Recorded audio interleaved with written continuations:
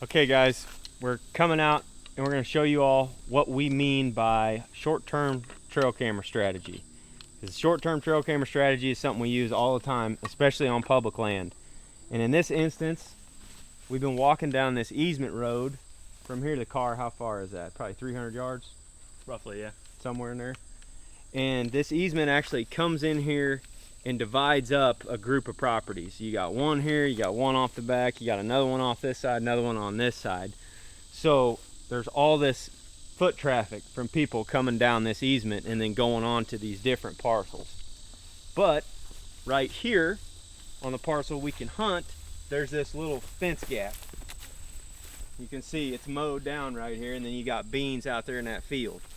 Well, what happens right here where this fence gap is, because there's a fence all the way along this edge of the easement, is a lot of deer traffic comes through right here.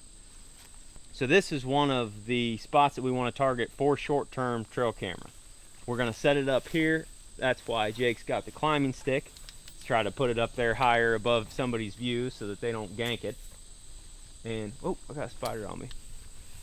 Daddy long leg. There he goes.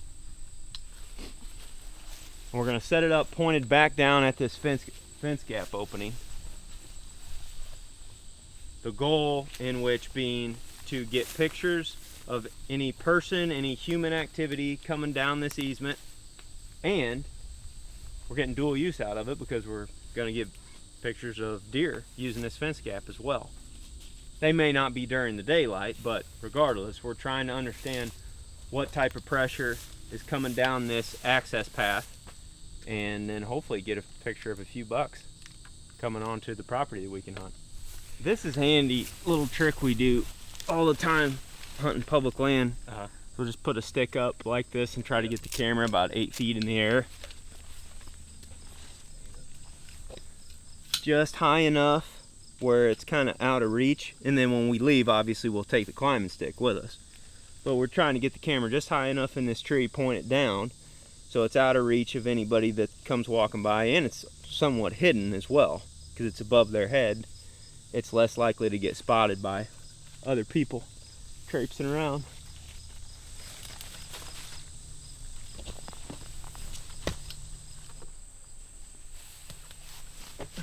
Might have to get those little branches out of the way so that it doesn't pick up on that. Yep.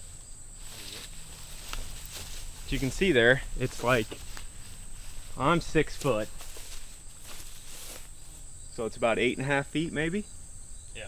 That's kind of the happy place, 8 to 10 feet, where we end up putting them. And then when we leave, we just pull the stick, take the stick with us.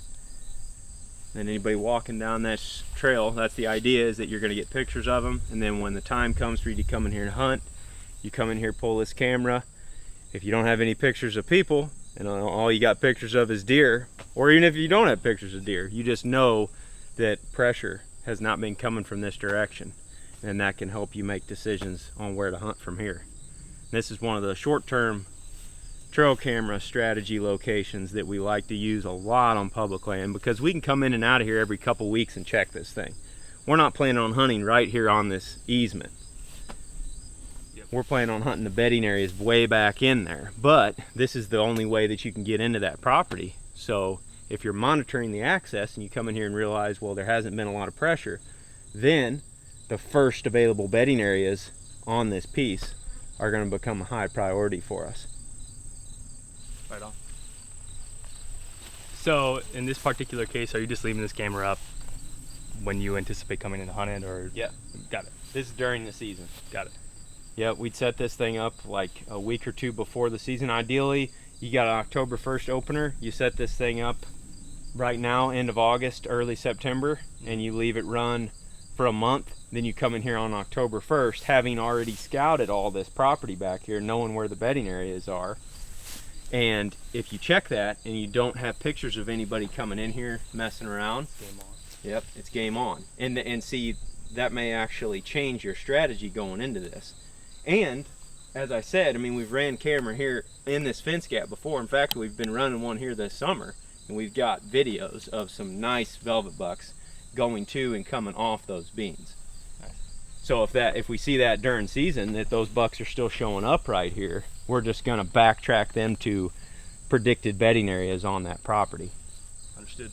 We just recorded a podcast today that discusses this more in depth. Buck right there. Just cut in the tree line. Really? Yep. From left to right? Left to right. Came out of the beans. Yeah. 2-year-old type buck. Not real big, but Anyway, He might have been in the background. He of the might, shot. yeah, we might have been able to. we just recorded a a podcast. road. Yeah. Hey, we need to put the camera down there. Right. Move it down. But we have the link for that podcast that discusses all this in more depth. So be sure to check that out. And thanks, Aaron, Greg, for taking us out and hanging the camera. And hopefully you get some good yeah. stuff on camera. Yeah. Thank you guys. Yeah.